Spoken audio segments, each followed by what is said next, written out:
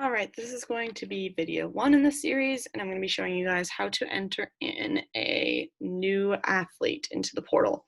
So once you get to the Special Olympics membership portal homepage, you're going to click the login button on the side, enter in your email and password, and click login. And then once you get to this page, you can scroll down to where it says volunteer roles, and then you're going to hit the red continue button. And then on this page, scroll down again to bulk entry program here on the right. Click on that. And it will bring you to this page. And now you're ready to start entering information about the athlete. So before you go ahead and start entering in anything about a new athlete, I would double check and make sure they don't already have a profile created. So you could double check that by clicking on the member bar here and searching for their name. And then nothing comes up, so you know they don't already have a profile. And you can check the participant tab here because they're an athlete and make sure this is set to Special Olympics Nova Scotia. And then you're going to enter their first name, last name, date of birth, and email address. So for the purpose of this video, we are using a fake athlete.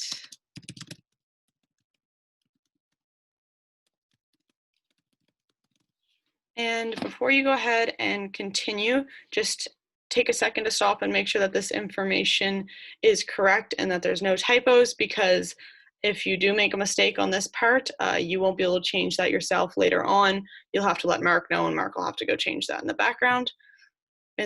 back end, sorry. And then once this is all completed, you can go ahead and hit next step validate member, and it's all correct. Just take a second to load there. And then it will bring you to this page here. So on this page, anything that has a red star next to it, like here, is required, and you're going to have to enter in that information.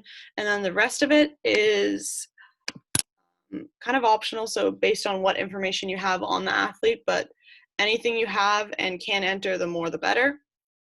So he's a male, so I'm going to check that. So if you had alternate email addresses and phone numbers, enter those in. And then address is required, so I'll enter an address for John here.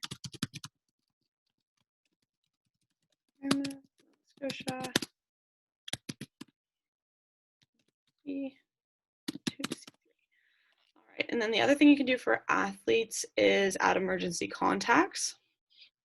So you can do that on the right side of the page here where it says add. Just click on those, and then you'd be able to enter their first name, last name, the relationship they have with the athlete, phone numbers, emails, and then the priority, whether they're the number 1 emergency contact or number 2. For the purpose of this video, I'm not going to fill in a fake one, but just so you guys know how to do that. And then down here is a section on medical information, so anything you have about that athlete, you can enter it in there. And then when you go down here, this is when you're going to actually register this athlete for the sports they participate in. So for you guys, under this region drop down, it should already be preset for the region you're with, but I will select Dartmouth and hit search. So normally you guys won't have to do this step.